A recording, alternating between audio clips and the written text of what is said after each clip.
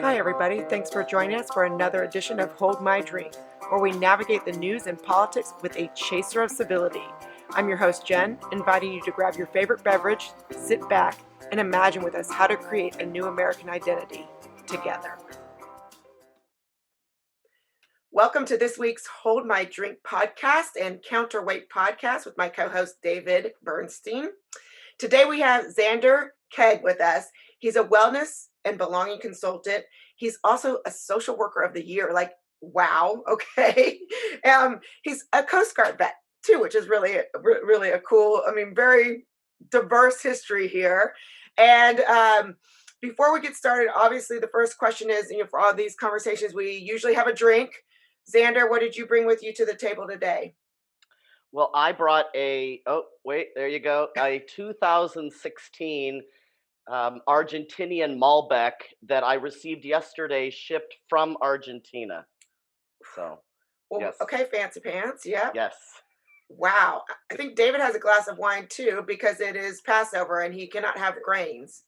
It is Passover. The only other drink I could have had, and I don't happen to have it, is potato vodka for Passover. So this is my Passover drink. Oh, okay. Well, I would fail in Passover because I've got one of those like hard seltzers, which I think is like made out of grains. So it's a mango hard seltzer. We'll see. Well, salud. So salute, everyone. So as we're getting started, I wanted to share with our listeners. It's funny, we were talking offline on how to introduce Zander. He's just got so many accolades that are so awesome. And I said, "Do you want me to introduce you as a trans man?" And he said, "No, I'm not sure. Let's wait on that." But he had we obviously opted to say that up front. But I would love, Zander, tell us about like your feelings on that and how you introduce yourself and how you present to the world. Sure. No, thank you for that. So when I go into doing the trainings that I do, whether they're in person or virtual, the reason I don't say certain points about my identity up front, like the fact that I'm first generation American with a Mexican heritage, that I'm a trans man, that I'm a disabled veteran, right, is because people form opinions and assumptions about the people that they see in front of them. And so we all do it. All of us do it. It's just the way our brain functions. And so what I'll do is somewhere along the course of the way, I'll introduce myself. I'll start putting those pieces about me into what I'm saying, because then I can see the looks in people's eyes of utter confusion or just cognitive dissonance about like what, right? Because they have formulated something in their mind that is not computing with what I've just told them. And I think that that's a valuable lesson to learn, especially when doing wellness work, belonging work, diversity work, is to challenge people's assumptions, about who is in the room and who's talking to them, because they're going to make an opinion about me based on what they see and what they hear. Yeah. Yeah, very, very powerful. So I met you because I put a post on LinkedIn, and I was in a diversity, equity, and inclusion site. And I asked if there were people who were practitioners of what I would call viewpoint diversity and were willing to consider heterodox approaches to diversity in their consulting. I said it's not for everybody, because I knew that some people probably wouldn't take too kindly to that post. I didn't really get a lot of flack, one or two comments. And you were the only email I received. And I was really happy to receive it. We had a follow-up conversation with myself and a partner, Ilana Redstone. So tell me how you think about diversity that's perhaps a little different than maybe the current diversity, equity, and inclusion field does. Absolutely. Thanks for that question, David. Yeah, I mean, there are so many different perspectives and points of view on what is diversity, just in and of itself. What is diversity? Is diversity, what are the components that it's made up of, right? Because you can have a very diverse looking workplace or a very diverse classroom or very diverse organizational membership, based on race or ethnicity, sex, that doesn't mean that there's diversity of thought, right? There's going to be diversity of values, a diversity of faith experiences and beliefs.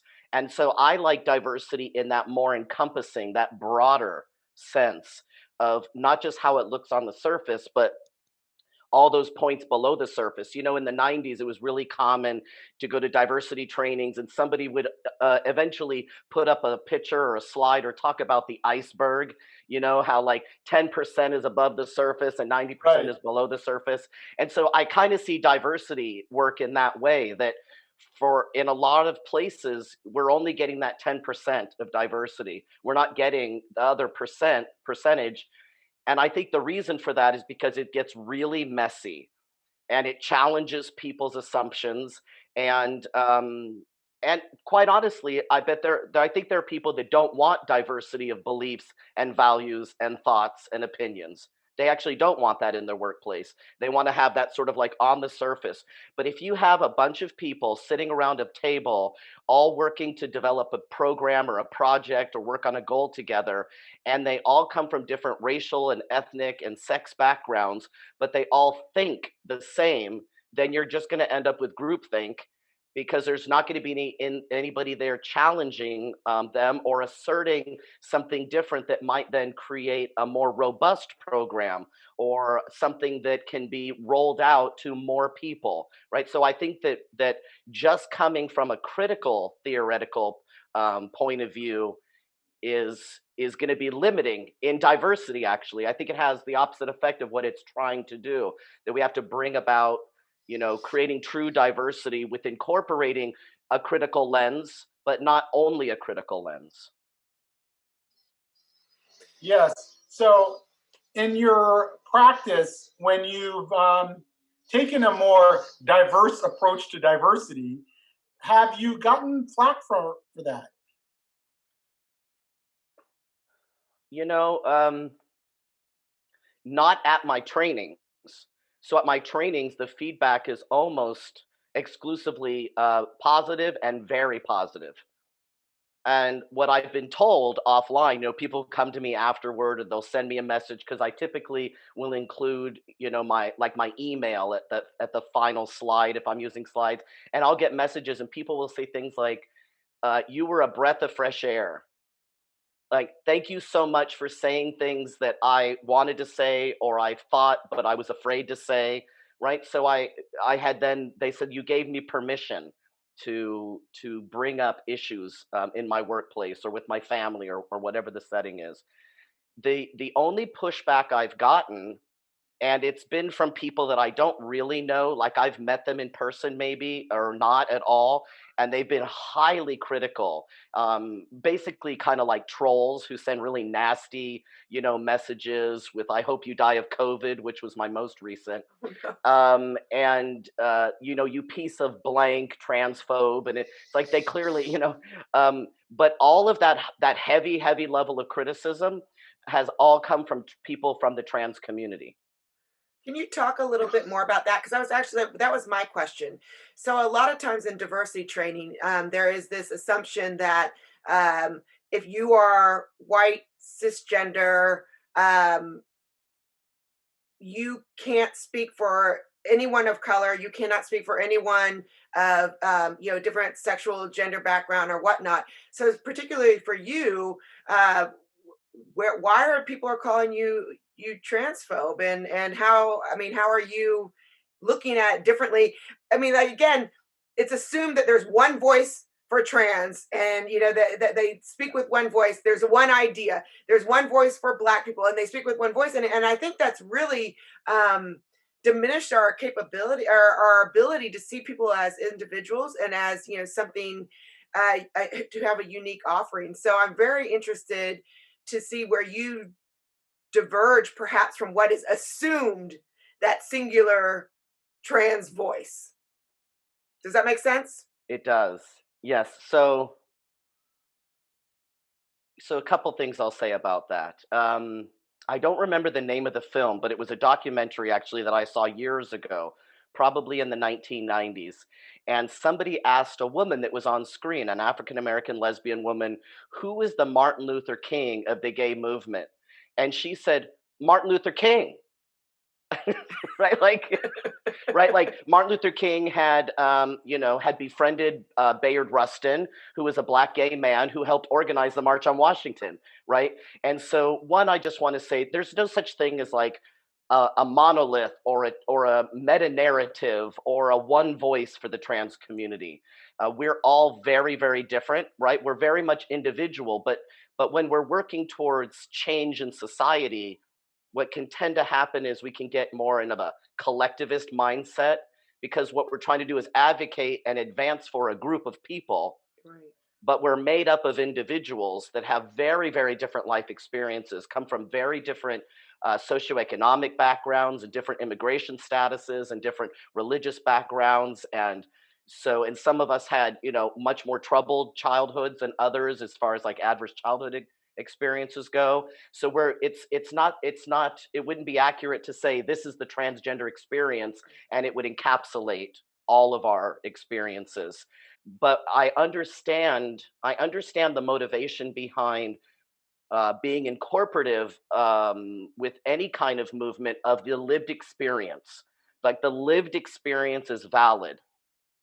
And it's also helpful to have people who have specific skill sets, maybe in facilitation, in psychology, in education, in communication, right? All these different skill sets that know how to actually organize groups, run groups, right? So I think we need a balance. We need lived experience, and then we also need professionals. And it just so happens that periodically, right, there are going to be people. There's a lot of us. Somebody like me, I have a lived experience, and I'm a professional with a specific skill set and subject matter knowledge or expertise. And so people will bring me in because I'm going to take that, maybe you'd call it like middle of the road path, right? I'm going to sort of, go Buddha on people and go the middle way, right? The middle path, and talk about like, here's what some people will say and here's what other people will say. And this is what I say, to give them more than one perspective. And I could give you one example that's really concrete if you're interested. Yeah, absolutely. Yeah. Please. I'm just laughing though because Buddhism has been a theme with David and I. We talked about Taoism, or not Buddhism, but Asian philosophy. We talked about Taoism before. So now I love how we're bringing Buddhism in as the middle way to like the craziness in the world. So yes, but go on with your Oh, with right, your because example. Buddhism was created out of going from the Brahmin Hindu class to witnessing the Jains, who were completely, existing on like one grain of rice every day or something, right? So that it literally is his journey towards the middle path between those two extremes. But just a little side note, in 2007, I started a blog, which I only did like 4 posts and then never picked up, but it's called The Tao of Transition, where I do use Taoist principles to talk about my transition. So it's still up because That it is was, awesome. on one of those like free blog sites. So Tao of Transition.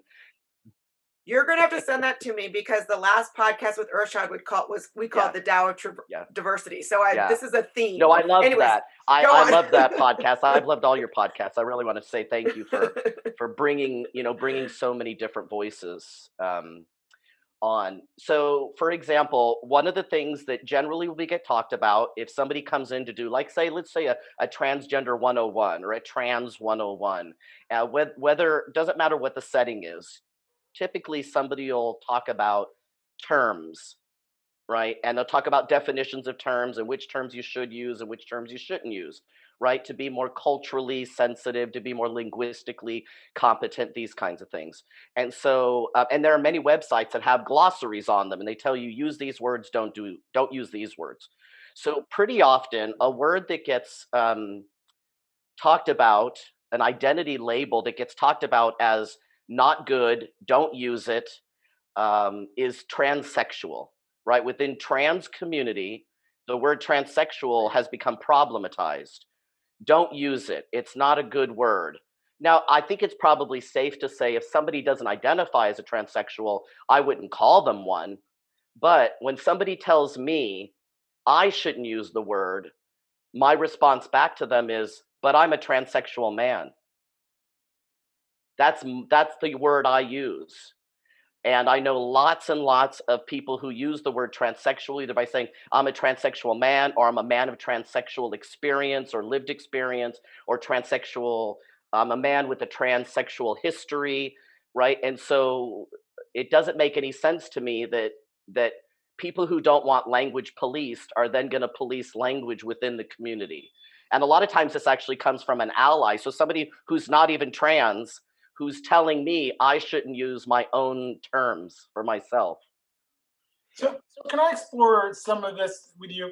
Yeah. Obviously, we're seeing the trans issue as one of the great debates of our time in a way. I mean, I don't think any of us, maybe you correct me if I'm wrong, really thought it could take such a place in our national conversation, but it is. And, just this last week, there was this controversy involving a journalist and podcaster named Jesse Singal, who has written some articles on trans teens and whether or not they're being pushed to go through transition too early in their lives or what have you. And you can tell when you actually hear him talk to trans people that he's not anti-trans or transphobe, but he's become a target of opposition. So much so that Dan Savage, the podcaster and sex columnist and so forth, defended Jesse Singal and was trending on Twitter because he became such a target of opposition. And I'm saying all this. This is all last week, and it's one of the many culture wars battles that we've seen in the greater culture wars over trans. What is happening? What are these key issues that are being discussed, and why has it become so ideologically charged recently? Okay, so I have to be honest and tell you, I don't have any social media. So the pro and con of that is that, other than LinkedIn, of course, is that I'm not up on all the latest. And the good news is I'm not up on all the latest. So I left all those platforms for a reason, but I still know what you're talking about. I don't have to be on social media to know this topic. Okay, so I'll give you like two different models of looking at trans identity or trans development within, say, an adolescent, stage, and that are sort of would be on polar opposites of each other, right? And so one would be if you're going to see a therapist, they could be either gender affirming, right? That's the language you'll see is gender affirming. So the person comes to see you and they say, "Oh, I think I might be trans," or I have some questions about my gender identity. Or you can see them; they're demonstrating some sort of a difference in how their gender expression is. Right? It's like so you can see that something's going on, but you take a gender affirming stance and you say, well, let's talk about it, but always maintaining a lot of openness and a lot of positivity toward the self-identification of that person. On the other side, which is not clinical, but on the other side would be what's called rapid onset gender dysphoria, right? And so this comes from a single study that was done by a Brown University professor looking at a trend, specifically looking at the social contagion, the idea of social contagion and this is a well-known phenomenon when it comes to things like bulimia and anorexia and how it spreads among teenage girls. And so they were looking at this from the gender dysphoria or gender diversity point of view, like, well, there's this proliferation of teenage, let's just say girls, right? But I mean it, I'm talking from their perspective, right? Teenage girls who all of a sudden around age 13, 14, 15 are disclosing to their family, I'm actually trans man, or I'm trans masculine, or I'm non-binary. And they're saying, what I want to do is I want to, if they're still young enough, I want to go on puberty blockers, or I want to start, gender affirming hormones or cross sex hormones, depending on who you talk to, right? So Abigail Shrier, who's a journalist, wrote a book, right, about this. So it went from a study to this book. Very banned book, by the way. Oh yeah, very Hard to controversial, very controversial. Right. So there's these like two groups, and of course, like most issues, I find myself. I wouldn't say I'm in the middle. That's not what I mean when I say I'm not on either camp, because I can see the perspectives. Like I can see the perspective of the parents who are like, what the heck is going on? And all the trepidation, all the fear, all the concern, all the sense of loss they might be going through. That's real. And I think it's valid. Just like being a gender affirming therapist, you'd want to see the young person's identity emergence or questioning as valid. We should see the parents' concerns as valid too, right? So that's what I mean when I say I'm not in the middle.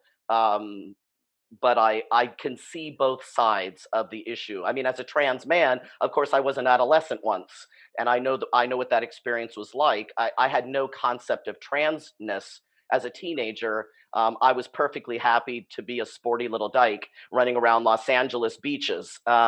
So it wasn't an issue for me, but it is more of an issue now, and I think that's because there's more access to resources. When I was a teenager, I'd had to walk into the public library and either sneak a book in the stacks or go check it out, and then the librarian would know that I'm reading this book about transgender people, or they weren't really using that term then, but you know what I mean. So now people can just anonymously go online and find all kinds of information, especially things like videos that they can watch and see people talk about their transition stories and their journeys. And that's I think it's very persuasive when you see somebody who says, I'm living my authentic life, and they appear so happy, and you're this teenager who's really unhappy, and you're thinking it might be your gender identity, and this seems like a solution, and it's likely that it is a solution, but not for everybody, or there wouldn't be a significant uptick then in 20-something-year-old women who are now detransitioning. For example, there's a really good website called the Peak Resilience Project, founded by, I think, 4 or maybe 5 young women who all started the gender transition to become more masculine or male, having, chest reconstruction surgeries. Some of them started testosterone. And so now they've all reverted back to having a female identification and living in the world as women, but they've made videos, they've gone on, and talked to people on podcasts. So there's a lot of issues that we have to consider. And I don't think silencing any of those issues is really what's going to work to move our community forward, right, as an advocacy tool, but it's also not going to, at a societal level. I think we should look at all of these, right? We should turn heterodox on all of these different issues and kind of look at them, unfold them, unpack them, whatever language you want to use, bring people together to talk about them, because it's likely that there's some shared values, and there's some shared concerns, and there's some shared possibilities for building something that might be more incorporative of a lot of different points of view and experiences. Xander, along those lines, because I'm here to listen and to learn, and I've got really 2 questions for you. You'd mentioned something earlier, and I wanted to go back to it because I can't kind of keep up with all the difference in the change. I mean, I feel like goalposts change with language. You'd mentioned that saying transsexual is now unacceptable. So my first question is, can you explain why? Because I don't want to make a misstep. That's new news to me. So I'll stop there. That's my first question. If you could just go back and explain the sensitivity around that. Yeah. And I want to quickly just say to David, he had asked, if I could have ever imagined, so to speak, that we would be where we are now as far as societal acceptance and trans people being on the cover of Time magazine. And the answer is no. I was shocked when same-sex marriage was made legal. So there's been a lot of progress, but it's taken a lot of time. It's sort of like the duck, right? The duck looks all calm on the surface, but those little feet are going crazy underneath. And I think that's basically what the LGBT rights or advocacy movement has it's been working for decades, and all of a sudden it was like hit a tipping point. And Yes. and so the trans thing was almost like our movement was kind of shortened, but it looks that way because, well, gay and lesbian people, they got their rights, and so trans, it seemed like an inevitable next step. But trans people have been involved in the movement since day one. So we've all been working together. It's just that, for instance, when Don't Ask, Don't Tell was removed from the military, it was only for sexual orientation, not gender identity. So trans people were still not permitted to go into the military until 2016, right? At least openly. So it's we've always been part of the movement, but our rights didn't come at the same time as our gay and lesbian and bisexual, kin. Okay, so the trans community is extremely dynamic and fluid, and things are evolving and changing at a very rapid pace, and are diverse in the sense that there's different terms used on the West Coast and the East Coast. There are different ways that trans men and trans women talk about their experience. There's difference between the generations.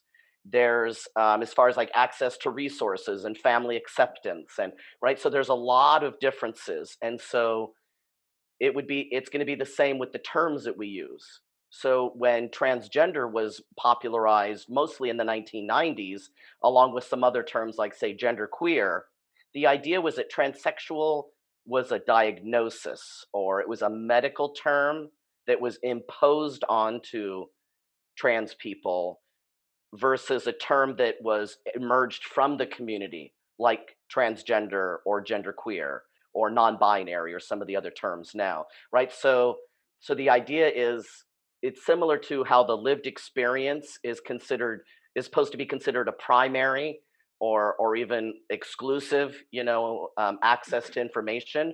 Well, so then you have people who have made these same kinds of statements about terms that can be used. But it's not just us old guys or old women who use transsexual. I've met teenagers, 20-something year olds, 30-something year olds, 40-something year olds, who also use the word transsexual. So I don't agree that it should go by the wayside. I also don't agree that it should be used as an umbrella term to encapsulate a whole community. But I don't think transgender should be that term either. So I don't have a suggestion for what the term should be, but I do, because that's just too complicated to figure out. Although we could go like the Australians. The Australians say, right over here we might do LGBTQIA 2S. I add on and on. In Australia they use I think it's something like sex and gender minority, which is easy to say, SGM, and it encapsulates a whole bunch of people, but it's not enough for some people. Some people really want their unique identity to be very visible. So when you say LGBT, it's lesbian, gay, bisexual, trans. When you add a Q, the question is always, is that for questioning or queer? And then when you add an A, is that for ally or asexual? And when you add the I, that's typically for intersex, but my experience has been that wherever I see the I added, I rarely hear the I spoken about or included in even the services and programs that are being offered. And then 2S, of course, is Two Spirits. So that'd be our indigenous population or the First Nations up in Canada, right? And so you just add on and on and on and on. So I kind of like the idea of finding a way to encapsulate. And some people say, well, that's why we say queer. But queer is highly offensive to a lot of people within the LGBT community. So it's not going to work either. So I want to probe a little bit on the issue of sex and gender, which probably also hits at transsexual versus transgender. The discourse to me is so bizarre. You have people on the right who insist that male, female, or man and woman, depending on who you're hearing from, that's sex. And sex is a fixed commodity that you get at birth, and that it's biologically determined. And then, of course, there's the conversation about gender, which is socially constructed. But others might argue that even gender roles are biologically determined through evolution over time, so they're not even purely socially constructed. But here's the thing: why isn't it that we can't come to a middle ground on these issues? Can it be the case, tell me if I'm wrong, that yes, sex generally speaking is binary, and yes, gender roles are socially constructed, at least in part or large part? Why can't people just say, yes, my sex at birth was male or female, but my chosen gender is is male or female. Why is it that this has to be that complicated? Why do both sides of this ideological divide have to be so insistent that it's either one or the other? Well, what a great question, David. Well, I am one of those people where when I tell people, who I am, not like people I just meet on the streets, obviously, but if I'm doing training, I will let people know that I have I have a natal sex that's female, and I live in the world as a man, right? Like my identification card says man, my passport says, or male, my passport says male, my marriage license says male, right? So for all intents and purposes, I function in the world as a man. But my natal sex is female, which I think is important for my medical providers to know because it makes a difference on the lab result numbers that they're going to be looking at, the types of medications, the quantity of medications, the interval of when I'm getting the dosage of those medications all matter. Symptoms are different, right? Physiologically, there's a difference between male and female when it comes to, medical issues. Um, when you talk about, like, let's say more on the religious conservative side, right, then you're bringing in divinity, right? You're bringing in, and God created them man and woman, right? And so you're challenging people who say there's no such thing as a binary sex system because intersex exists. It's like, yes, it does exist. It's fairly rare, so that it doesn't negate that the majority of people are either XX or XY sex chromosome, right, when they're born. Right. But when we're challenging something as foundational as scripture, whether that be for like evangelical Christians or Orthodox Jews, or probably even Muslims, because they're all Abrahamic traditions, right? So they have a similar starting place, and so this would probably be very central to their belief system. So I get how that can rattle, right? I'm a seminary graduate, so I've studied this and I understand all this foundational material and how it's just it's in every value and belief system. It's not even just Western. Within Eastern religions, there's also similar kinds of concepts. And so I don't have a problem with saying that there is such a thing as natal sex, right? And natal is NATAL for people who are not familiar. It's used more in medical settings. But that I live as a man because that's my gender, right? That's how I present to the world. That now the clothes that I wear, I'm literally wearing cargo shorts and a polo shirt. I've been dressing this way since I was a teenager. So even as a woman, presenting to the world as a woman, I was still dressing the same way, but I didn't have facial hair and I didn't have such a low voice and I hadn't lost, all of my hair on my head, right? So I fit all the markers for a natal male, but I'm not. I'm a trans man, a transsexual man. And, there's some things I think there's a lot of things that are innate and there are things that are, what would be a fun way to say it? Well, let's go with Judith Butler and say performative, right? Right. So, right, she's a rhetorician, a rhetorist from UC Berkeley, and she talks about gender as being performative. And it's like, well, most people they would think of like drag queens or drag kings as a type of performance, but it's more looking at the kind of masculinity and femininity that we present to the world. That for some people they might be performing that role, they might be putting it on, like say a teenager, right? A teenage boy, a teenage girl is probably going to be way more performative because they're trying it on. It's like a new wardrobe. They're trying to figure out, what kind of man are they going to be? What kind of woman are they going to be? Are there some issues there with are they a man or a woman? And so I get the reason for talking about performativity when it comes to gender. But I know that when I get up in the morning and I just, get dressed and I go about my day, I'm not performing. My masculinity, not the way I present myself, obviously, the way I look, but the way I feel and the way I conduct myself, there's really no difference. It's just interpreted differently now because of how I look and sound. So gender roles, I think there are some people who just naturally fall into more traditional or what people might call stereotypical, right, gender roles for men and women. I mean, I'm first generation American. My family's from Mexico, And yes, some of my relatives are very traditional and others aren't. I think people just naturally fall. And if somebody naturally falls into a more traditional role, I don't think we should criticize them for that. And if somebody naturally falls outside of that traditional role and wants to do something more non-traditional, I think we should encourage that. Like I'm all for letting people just be who they are and not problematizing or stigmatizing what anybody chooses. You know, if a female person who identifies as a woman is heterosexual, gets married, has kids, and makes the decision that what they want to do is they want to be a mother and a wife, and they want to do their bulk of their work from home, I'm all for it. But if that same person decides, I'm not going to get married, or I'm going to get married, but I'm not going to have children, and I'm going to work to become the CEO of a multinational corporation, more power to you, sister. Rock on. Yeah. I have a male cousin. He and his wife had 2 children. They're both lawyers. She went back to work. He raised both of those girls until they were school age.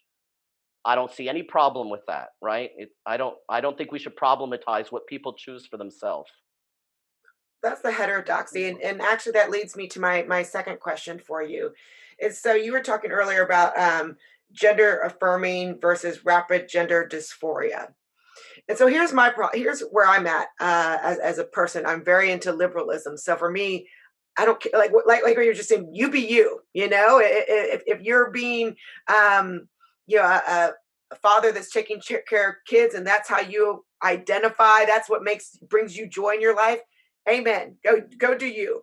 And all that. But my thing that I think I have a problem with in the trans conversation when I jump in, because I kind of just jump in because that's not my identity. So I don't know and that's why I'm here to learn. But I do feel, and you even brought this up earlier, I believe that there's been such a fervor to support the trans movement, which I don't have a problem with, but where we are seeing these conversations about transitioning kids who are 5 years old, or kids who are very young, and I would just love to hear from you. Like, what do you think about that? It's funny. I've got a little anecdote.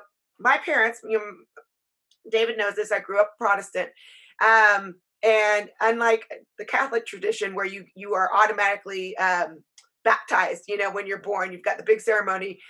We don't really have that. But my parents' big thing was we won't let you get baptized until you're 10. For them, that was their marker in our family, 10 years old, and you get to make that decision, because when you come to God, we want it to be, with your full heart. So I guess that's my lens for seeing the issue of trans kids. I feel that while there might be some that very rightly turn out to feel, to their identity truly is different than their natal birth, as you said, their natal sex, I think is the word you used. Yeah.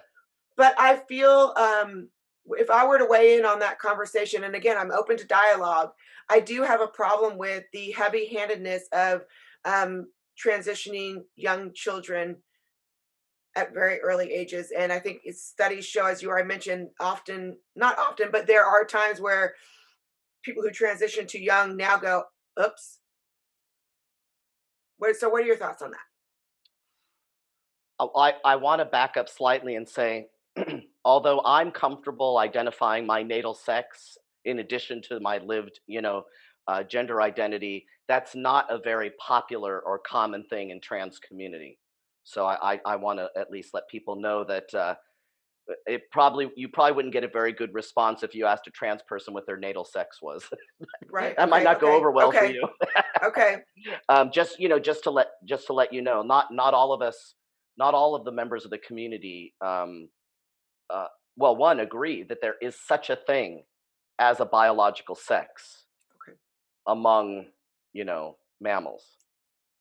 I have a hard time with that because I can't see beyond the science of that.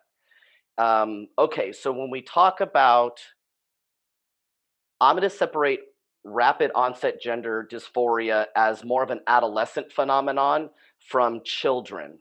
And so what I mean is I'm going to talk about, let's say, children that are prepubescent. So children that are maybe under the age of 11, right? 10 or 11. So when they're teeny tiny little kids, and I have met in what was it? Maybe 2006, I met a 4-year-old little child at a transgender conference in Seattle called Gender Odyssey. And they were with their mother, and the mother introduced me to their young son.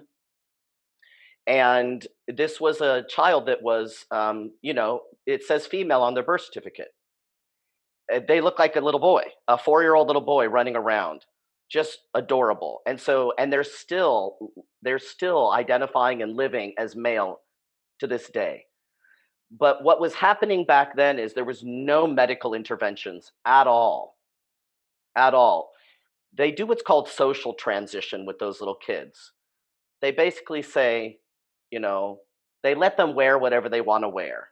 And they let them have a little nickname that suits them more. And so, before they go off to school, they're these little kids, and instead of being called Barbara, maybe there's some, like, maybe they're Bobby, or you know what I mean? Like, and they get to be like little tomboy, right? They're little rough and tumble, play clothes. They're not forced to wear a dress, right? The parents give them that room to be sort of ambiguous, or more gender neutral in their clothing. It's not until children hit what's called Tanner stage 2, which is measured by an endocrinologist or a pediatrician. It has to do with breast budding, when it comes to those who are assigned female, right, at birth, or have female designation on their birth certificate, right? And so when that happens, that's when puberty is kicking in, and that's when some children will be put on puberty blockers.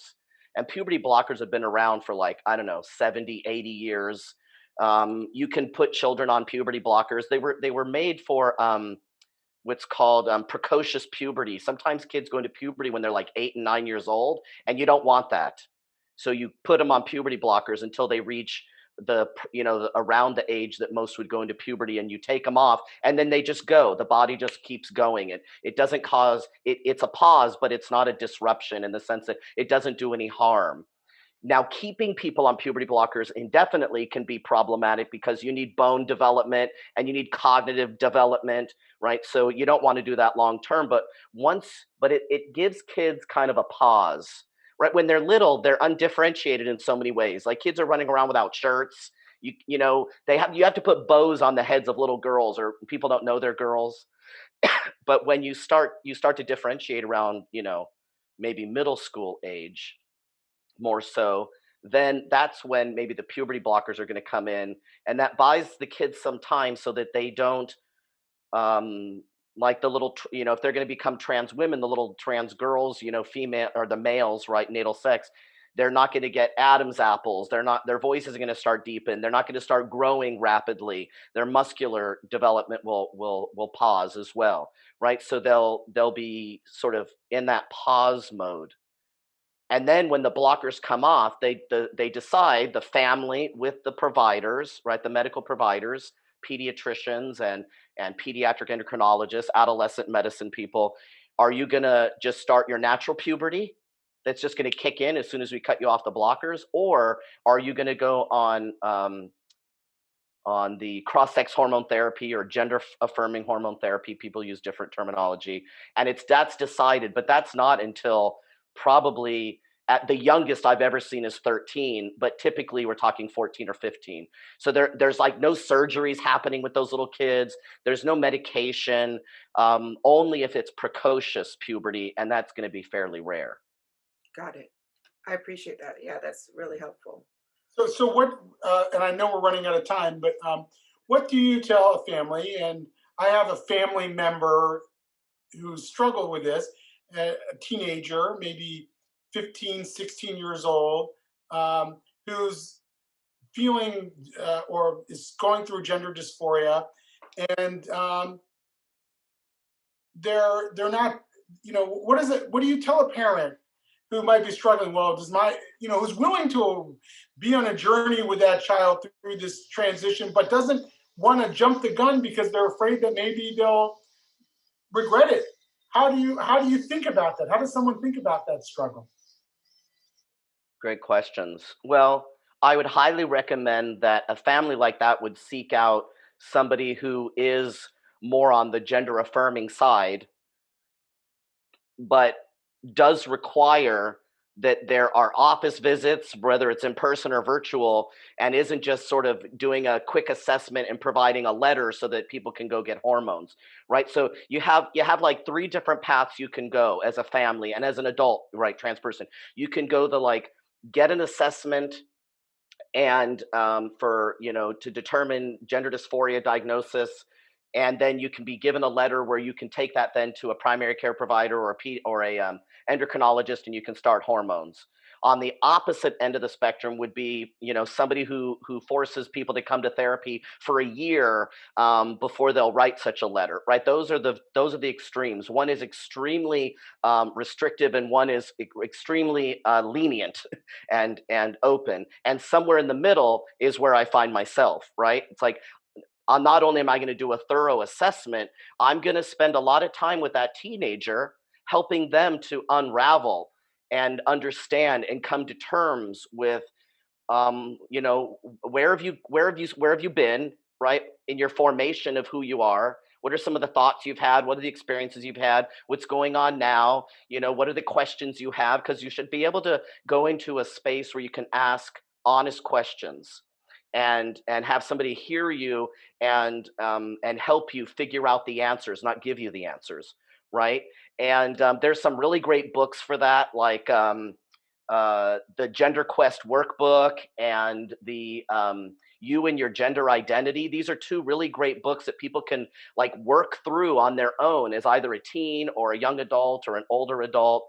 And then for parents, I'd say, as a clinician, I am not opposed to affirming that parents go through what would be called an ambiguous loss process, right? It's not as if their child has died, but there is a sense in which they're losing their dreams of that child's life, of their role in that child's life, perhaps, or of like there's a lot of things. I'm not going to go into too much detail, but ambiguous loss, I think, applies here. And unfortunately, there are too many people within either the trans community or within the clinical community that deny parents the right to grieve and express that loss. And I think we should be open to that.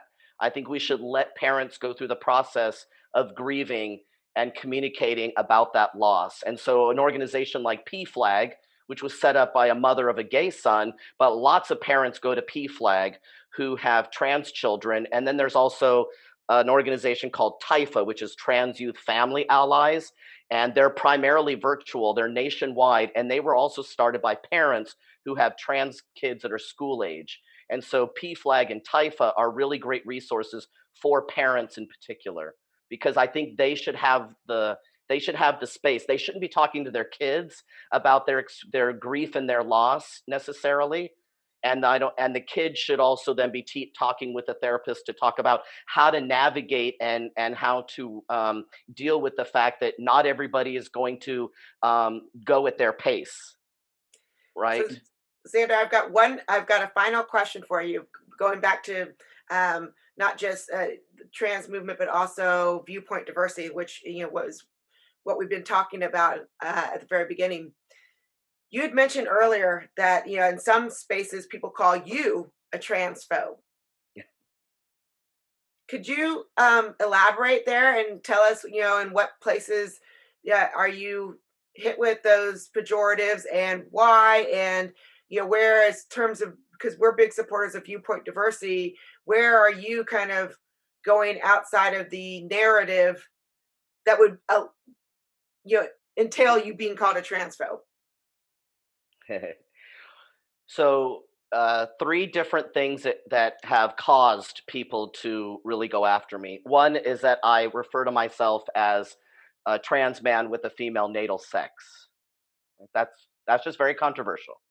So people don't like it. The other is that I'm a centrist, and a centrist nowadays means conservative, right? Because you have to either be completely far left on the progressive side of things, or you're a conservative. I don't agree with that, obviously. I think most people are centrists who lean left or right, or maybe are square in that central place.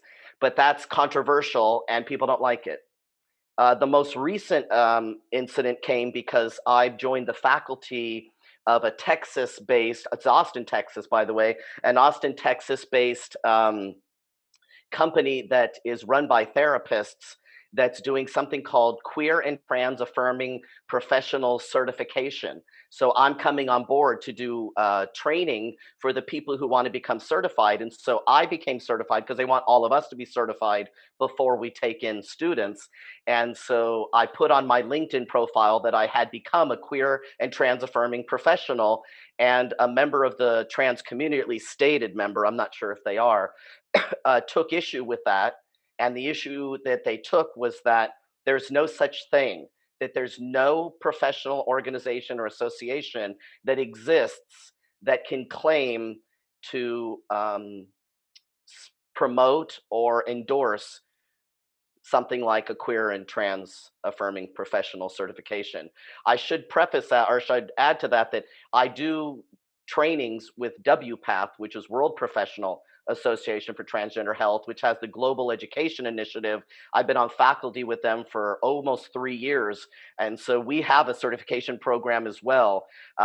So it's a little strange when a person who's trans-identified says a program like that doesn't exist, and yet the WPATH GEI program has been in existence for a number of years, and the organization's been around since 1979 and is one of the primary advocates for trans people in medical settings. Wow. Well, Zander, I understand why you were awarded National Social Worker. Mhm. You're an incredibly thoughtful person who can educate us all on how to think about these complex issues and give us a way to sort of take the ideological edge off of some of these issues so that we can think them through with a calm head. And I can't tell you how much I appreciate that. Nice point. Yeah. And also, Zander, before we let you go, happy 19th anniversary. Almost 19th anniversary. Thank you. Yeah, for people who are wondering, so my wife and I will be celebrating our 19th anniversary in September. So I always like to talk about it because it's like the best part of my life That's awesome. is being married to my wife. And I want to say thank you, because especially to what you said, David, because when you talk about things from a more nuanced perspective, it takes up more time.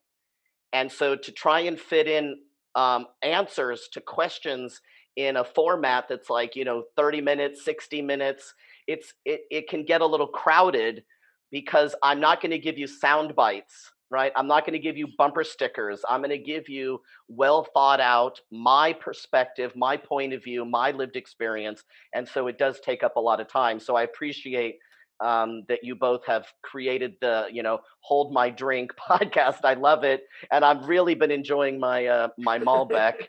I rarely drink, so even just a few sips, I already feel it. So I'm quite the lightweight.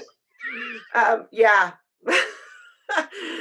We're laughing that we need to have these more in the evening, because we're becoming more frequent day drinkers when we record in the day. So yeah, there's that problem. But Zander, thank you so much for speaking with us, and I think that this will be the first of several conversations.